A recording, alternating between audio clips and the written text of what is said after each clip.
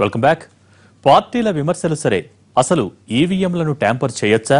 ఆటోమీటర్లు, weighing మిషన్లు, petrol బంకుల్లో మీటర్లు tamper చేసినట్టు ఈవీఎంలను కూడా ట్యాంపర్ చేయొచ్చా? ఎన్నికల కమిషన్ ఎంతో పకడ్బందీగా తయారు చేసిన ఈవీఎంలను పక్కదారి పట్టించడం అంత సులువా? అసలు ఈవీఎంలు ట్యాంపర్ చేయవచ్చు అంటున్న వారి మాటల్లో నిజమెంత? అది అసాధ్యం అని చెప్పేవారి మాటల్లో వాస్తవమెంత?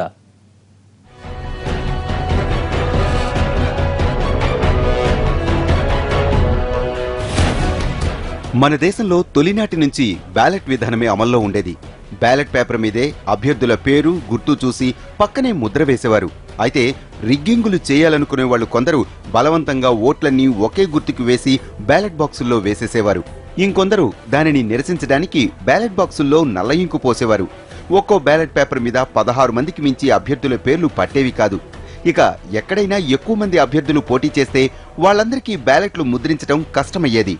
ఈ పాత పద్ధతుల్లో ఉన్న ఇబ్బందుల్ని, ఎన్నికల ప్రక్రియలో ఉన్న లోపాల్ని సవరించుకొని ఆధునిక పద్ధతుల్ని అందిపుచ్చుకోవడానికి ఈసీ ఎంచుకున్న మార్గమే ఈవీఎం.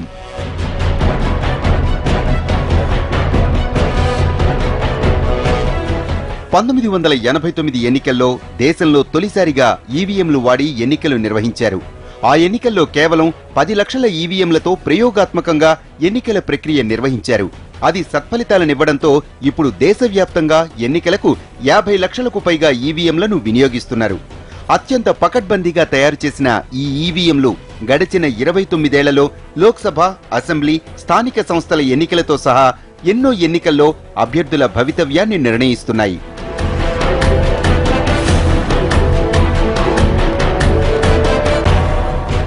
1980లో ప్రయోగాత్మకంగా దేశంలో ఈవీఎంలు తయారు చేశారు. దీనికి ఈసీ అనుమతి వచ్చిన తరువాత నుంచి మన దేశంలోనే తయారు చేస్తూ వస్తున్నారు. బెంగళూరులోని భారత ఎలక్ట్రానిక్స్, హైదరాబాద్లోని ఎలక్ట్రానిక్ కార్పొరేషన్ ఆఫ్ ఇండియాలు మాత్రమే వీటిని తయారు చేస్తున్నాయి. ఒక్కో ఈవీఎం తయారు చేయడానికి 30,000 రూపాయలు ఖర్చవుతుంది. దీన్ని ఎన్నిసార్లైనా వాడుకోవచ్చు. ఒక ఈవీఎంలో 2 భాగాలుంటాయి. ఒక మెయిన్ యూనిట్, రెండోది కాస్టింగ్ యూనిట్. మెయిన్ యూనిట్ లో ఓట్లు వేశాక నిక్షిప్తం అయ్యే మెమరీ, బ్యాటరీ, ఓటింగ్ మిషన్ తాలూకా సర్క్యూట్ అన్నీ ఉంటాయి. ఇక కాస్టింగ్ యూనిట్ అన్నది దీంతో వైరుతో కలిపి ఉంటుంది. ఇందులో 16 నీలి రిబ్బన్లు ఉంటాయి. దీనిలో ఒకేసారి 16 మంది అభ్యర్థుల జాబితా ఉంచవచ్చు. ఇక ఒక ఈవీఎంకు గరిష్టంగా 64 మంది అభ్యర్థులను ఓటింగ్ కి ఏర్పాటు చేయవచ్చు. ఒక్కో ఈవీఎం 3,840 ఓట్లు నమోదు చేసుకుంటుంది. మన దేశంలో ఒక్కో పోలింగ్ బూత్ లో గరిష్టంగా 2,000 మందికి మించి ఓటర్లు ఉండరు కాబట్టి ఈ పరిమితి సరిపోతుంది.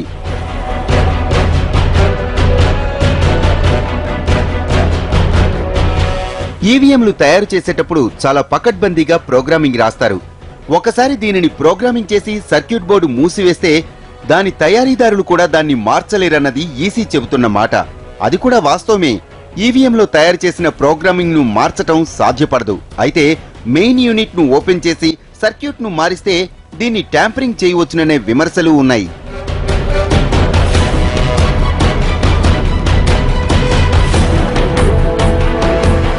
ఫిజికల్ గా సర్క్యూట్ బటన్లను మార్చడంతోనే కాదు, ప్రోగ్రామింగ్ లో కూడా మార్పులు చేసి కోడింగ్ మారిస్తే ఈవీఎంలను ట్యాంపర్ చేయవచ్చునన్న విమర్శలున్నాయి. ఒరాకిల్ డేటాబేస్ ఆధారంగా రాసే ప్రోగ్రాంలో ఎవరికి ఓట్లు వేసినా వాటిని ఒక్కరికే పడేలా చేయవచ్చన్న విమర్శలు చేస్తున్నారు కొందరు. అంతేకాదు, వేరే పార్టీకి పడ్డ ప్రతి 10 ఓట్లలో 6 ఓట్లు తమకు పడేలా కూడా ప్రోగ్రాం చేసుకోవచ్చని, ఈ ఓట్ల సంఖ్యను కూడా ప్రోగ్రాం చేసేటప్పుడే నిర్ధారించుకోవచ్చన్న అభిప్రాయాలు ఉన్నాయి. అయితే ఈ విధానంలో ఇబ్బంది ఏమిటంటే, ఇలా ఈవీఎంను ట్యాంపర్ చేయటం చాలా కష్టమైన పని. ఇందుకోసం ప్రత్యేకంగా కొన్ని పరికరాలు అమర్చుకొని ఒక ప్రత్యేకమైన సెల్ ఫోన్ లో దానికి సంబంధించిన సాఫ్ట్వేర్ ఇన్స్టాల్ చేసుకుని దాని ద్వారా ఈవీఎంను ఎప్పటికప్పుడు కంట్రోల్ చేస్తే రియల్ టైం ట్యాంపరింగ్ సాధ్యమంటున్నారు మరికొందరు.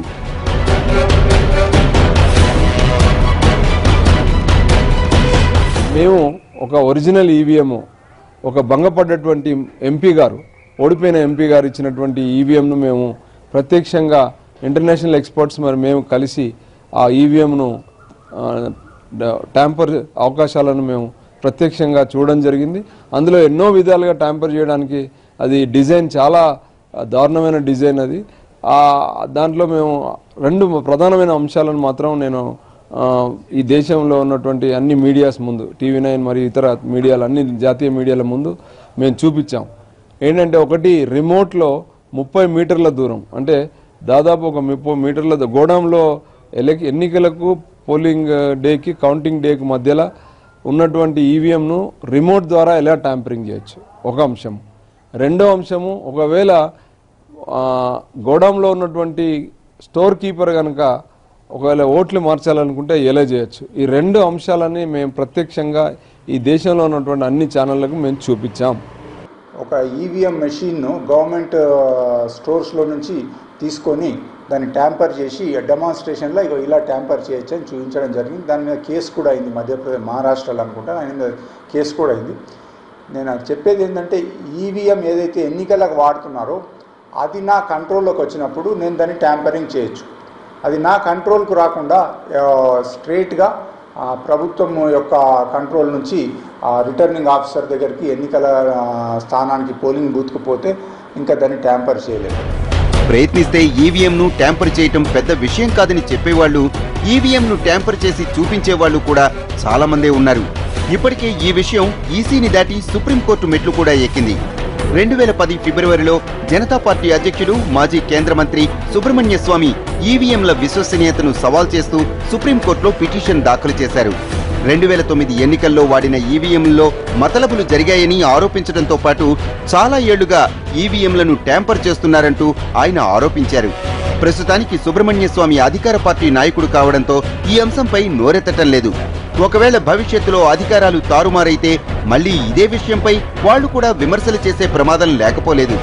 ఎక్కడి వరకు ఎందుకు, ఢిల్లీ సీఎం అరవింద్ కేజ్రీవాల్ కూడా తమకు అవకాశమిస్తే ఈసీ ముందే ఈవీఎంను ట్యాంపర్ చేసి చూపిస్తామన్నారు. కాబోయే ఢిల్లీ మున్సిపల్ ఎన్నికల్లో ఈవీఎంలకు బదులుగా బ్యాలెట్ వాడితేనే సరైన ఫలితాలు వస్తాయని డిమాండ్ చేస్తున్నారు కేజ్రీవాల్. ఎవరు ఎన్ని ఆరోపణలు చేసినా ఈసీ మాత్రం చెప్పేది ఒక్కటే, ఈవీఎంను ట్యాంపర్ చేయటం కుదరదని. అయితే కొద్ది రోజుల కిందట ఇదే అంశాన్ని నిరూపించడానికి ముందుకొచ్చిన ఈసీ ముందు ఈవీఎంలు తమ టాలెంట్ ఏమిటో చూపించాయి. ఈసీ వివరణ ఇచ్చేందుకు చేసిన ప్రయత్నంలో ట్యాంపరింగ్ అయ్యి ఈసీని అడకత్తెరలో పడేశాయి. 5 రాష్ట్రాల ఎన్నికల తర్వాత తెరపైకి వచ్చిన ఈవీఎం వివాదం ఈసీ ఫిర్యాదుల వరకు వెళ్లింది. కానీ ఈసీ మాత్రం ఈవీఎంల ట్యాంపరింగ్ కుదరదని తేల్చి చెప్పేసింది. కానీ ఈసీ వాదనకు భిన్నంగా మధ్యప్రదేశ్లో ఈవీఎంలో లోపాలు బయటపడ్డాయి.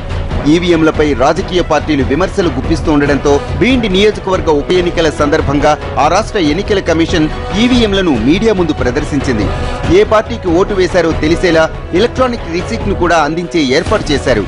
ఈవీఎంల పనితీరును చూపించేందుకు ఎన్నికల అధికారి సలీనా సింగ్ 4వ నెంబర్ బటన్ నొక్కారు. వెంటనే బీజేపీకి ఓటు పడినట్లు స్లిప్ వచ్చింది. వాస్తవానికి ఈవీఎంలో 1వ నెంబర్ బీజేపీకి కేటాయించారు. కానీ 4 నొక్కినా బీజేపీకే ఓటు పడింది. ఈవీఎంలతో ఎన్నికలు జరిగి మేము గెలిస్తే అంత సవ్యంగా ఉంది, ఓడిపోతే ట్యాంపరింగ్ చేస్తున్నారన్న పరిస్థితులలో ఇవాళ రాజకీయ పార్టీలు చెప్తా ఉన్నాయి. అయితే ఇక్కడ ఏంటంటే మొన్న 2 బై ఎలక్షన్స్ ఏదైతే మధ్యప్రదేశ్లో జరిగేటిన్నాయో అక్కడ కొందరు ఆఫీసర్స్ యూపీ నుంచి కొన్ని ఈవీఎం మషిన్స్ తెచ్చినారు. దాంట్లో డేటా అంతా మళ్ళీ క్లీన్ చేసి పెట్టాలి. ఈవీఎం వాళ్ళు మర్చిపోయి కొన్ని ఈవీఎంస్ లోపల ఆ పాత డేటా అట్లాగే ఉండిపోయింది. వీళ్ళు ఏదైతే డెమాన్స్ట్రేషన్ చేసినారో అప్పుడు ఆ ఎలక్షన్ ఆ బూత్ యొక్క ఓటర్స్దే అక్కడ వచ్చిందనమాట. దాని మీద ఎలక్షన్ కమిషన్ చాలా సీరియస్ తీసుకొని ఆ అధికారులను సుమారు ఒక 15 మంది వరకు వాళ్ళని సస్పెండ్ చేయడం జరిగింది. ఎంక్వైరీ జరుగుతూ ఉంది. మళ్ళీ కొత్తగా డెమాన్స్ట్రేషన్ చేయడానికి ఆంధ్రప్రదేశ్ నుంచి బన్వర్లాల్ గారు ఇతర అధికారులు కూడా అక్కడికి వెళ్ళినారు. ఏదో పొరపాటు జరిగి ఉంటుందని వేరే బటన్ నొక్కినా బీజేపీకి ఓటు పడింది. దీంతో ఎన్నికల అధికారులు కంగు తిన్నారు. ఇలా ఎందుకు జరిగిందో ఈసీకి కూడా అర్థం కాలేదు. వెంటనే చీఫ్ ఎలక్షన్ కమిషనర్ భోపాల్ కు ఉన్నతాధికారులను పంపించి నష్ట నివారణ చర్యలు మొదలుపెట్టారు. ఇలా ఈవీఎంల డొల్లతనం అధికారుల ముందే బయటపడడంతో కాంగ్రెస్, ఆమ్ ఆద్మీ నేతలంతా చీఫ్ ఎలక్షన్ కమిషన్ ముందు ఈ విషయాన్ని పెట్టి వివరణ కోరాలని చూస్తున్నారు. స్టోరీ పోర్ట్లో షార్ట్ బ్రేక్ తీసుకుందాం.